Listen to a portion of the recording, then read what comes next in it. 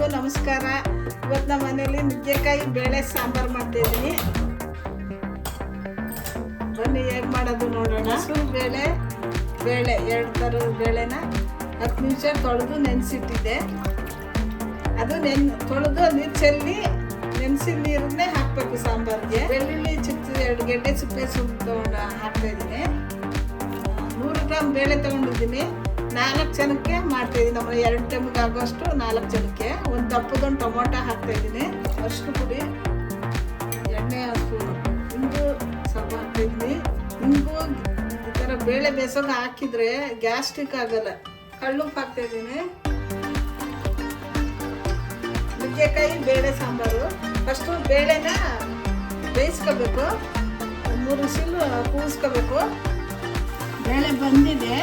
ರಸನ ಬಸ್ಕೊಂಡು ಬೇಳೆ, ಟೊಮೊಟೊ ಮತ್ತು ಬೆಳ್ಳುಳ್ಳಿ ಈ ಥರ ಮ್ಯಾಶ್ ಮಾಡ್ಕೊಳ್ಳಿ.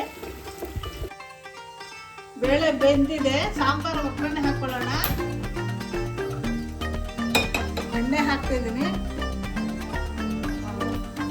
4 ಸ್ಪೂನ್ ಎಣ್ಣೆ, ಜೀರಿಗೆ, ಸಾಸಿವೆ, ಈರುಳ್ಳಿ, ಒಂದು ದೊಡ್ಡ ಸೈಜ್ ಈರುಳ್ಳಿ, ಬ್ಯಾಡಗಿ ಮೆಣಸಿನ್ಕಾಯಿ 2, ಹಸಿರು ಮೆಣಸಿನ್ಕಾಯಿ 2, ಕರಿಬೇವಿನ ಸೊಪ್ಪು, ಕಲ್ಲುಪ್ಪು ಸ್ವಲ್ಪ, ಟೊಮೆಟೊ ಒಂದು ದೊಡ್ಡ ಸೈಜು ಬೇಳೆ ಜೊತೆ ಬೇಯಕ್ಕೆ ಹಾಕಿದ್ದೆ. ಇನ್ನೊಂದು ದೊಡ್ಡ ಸೈಜು ಹಚ್ಚಿಟ್ಕೊಂಡಿದ್ದೀನಿ. ಒಗ್ಗರಣೆಗೆ ಹಾಕ್ತಾಯಿದ್ದೀನಿ. ನೀವು ಈ ಥರ ಮನೇಲಿ ಮಾಡಿ. ಇನ್ಮೇಲೆ ನುಗ್ಗೆಕಾಯಿ ಸೀಸನ್ ಬರುತ್ತೆ. ಇವಾಗೆಲ್ಲ ನುಗ್ಗೆಕಾಯಿ ಇನ್ಮೇಲೆ ಜಾಸ್ತಿ ಬರುತ್ತೆ. ತುಂಬ ಚೆನ್ನಾಗಿರುತ್ತೆ. ಈ ಥರ ಸಾಂಬಾರು ಮಾಡ್ಕೊಳ್ಳಿ. ನಮ್ಮ ಚಾನಲ್ ಸಬ್ಸ್ಕ್ರೈಬ್ ಮಾಡಿ. ತುಂಬ ಜನ ನಮ್ಮ ಚಾನಲ್ ನೋಡ್ತಾ ಇದ್ದಾರೆ, ಯಾರೂ ಸಪೋರ್ಟ್ ಮಾಡ್ತಾಯಿಲ್ಲ. ಸಪೋರ್ಟ್ ಮಾಡಿ. ನುಗ್ಗೆಕಾಯಿ ಹಾಕ್ತಾಯಿದ್ದೀನಿ. 2 ನುಗ್ಗೆಕಾಯಿ ತಗೊಂಡಿದ್ದೀನಿ, ದೊಡ್ಡ ಸೈಜು. ಇದು ಮೀಡಿಯಮ್ ಉರಿ ಇಟ್ಕೊಂಡು 3 ಇಂದ 4 ನಿಮಿಷ ನುಗ್ಗೆಕಾಯಿ ಎಣ್ಣೆಯಲ್ಲಿ ಉಪ್ಪು ಎಲ್ಲ ಹಾಕಿದ್ದೀನಲ್ಲ, ಅದೆಲ್ಲ ಫ್ರೈ ಆಗಬೇಕು.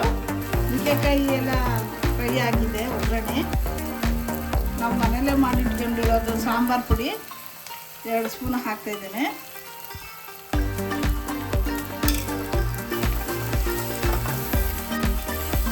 ಬೇಳೆ ಹಾಕ್ತಾಯಿದ್ದೀನಿ ಬೇಯಿಸಿರೋದು.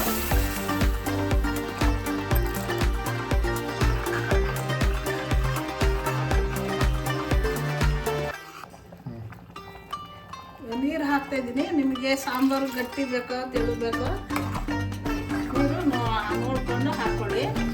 ಇದು ನಾನು ಟೊಮೊಟೊ ಜಾಸ್ತಿ ಹಾಕಿದ್ದೀನಿ, ಅದರಿಂದ ಹುಣಸೆ ಹುಳಿ ಹಾಕ್ತಿಲ್ಲ. ನೀವು ಟೊಮೊಟೊ ಕಮ್ಮಿ ಇದ್ದಾಗ ಬೇಕಾದರೆ ಹಾಕ್ಕೋಬೋದು. ಇವಾಗ 2 ಟೊಮೊಟೊ ಹಾಕಿದ್ದೀನಲ್ಲ, ದೊಡ್ಡ ಸೈಜು. ಹುಣಸೆ ರಸ ಏನು ಬೇಕಾಗಲ್ಲ. ಉಪ್ಪು ಹಾಕ್ತಾಯಿದ್ದೀನಿ. ಉಪ್ಪು ಬೇಳೆ ಬೇಸೋ ಹಾಕ್ಕೊಂಡಿದ್ದು, ಒಗ್ಗರಣೆ ಹಾಕ್ಕೊಂಡಿದ್ದು ನೋಡ್ಕೊಂಡು ಹಾಕ್ಕೊಳ್ಳಿ. ಉಪ್ಪು ಒಂದು ವಿಸಿಲ್ ಬರುತ್ತೆ ಅನ್ನಂಗೆ ಆಫ್ ಮಾಡಿ. ತಕ್ಷಣ ನುಗ್ಗೆಕಾಯಿ ಜಾಸ್ತಿ ಬೇಯಿಸಂಗಿಲ್ಲ. ವಿಸಿಲ್ ಬರುತ್ತೆ ಅನ್ನಂಗೆ ಆಫ್ ಮಾಡಿಬಿಡ್ಬೇಕು. ಅಂದರೆ ನುಗ್ಗೆಕಾಯಿ ಬೆಂದರೆ ಎಲ್ಲ ನಾರಾಗ್ಬಿಡುತ್ತೆ. ಒಂದು ವಿಸಿಲ್ ಬರುತ್ತೆ ಅಂದವೇ ಆಫ್ ಮಾಡಿ. ಕುಕ್ಕರ್ ತಣ್ಣಗಾಗಿದೆ. ಓಪನ್ ಮಾಡ್ತಾಯಿದ್ದೀನಿ.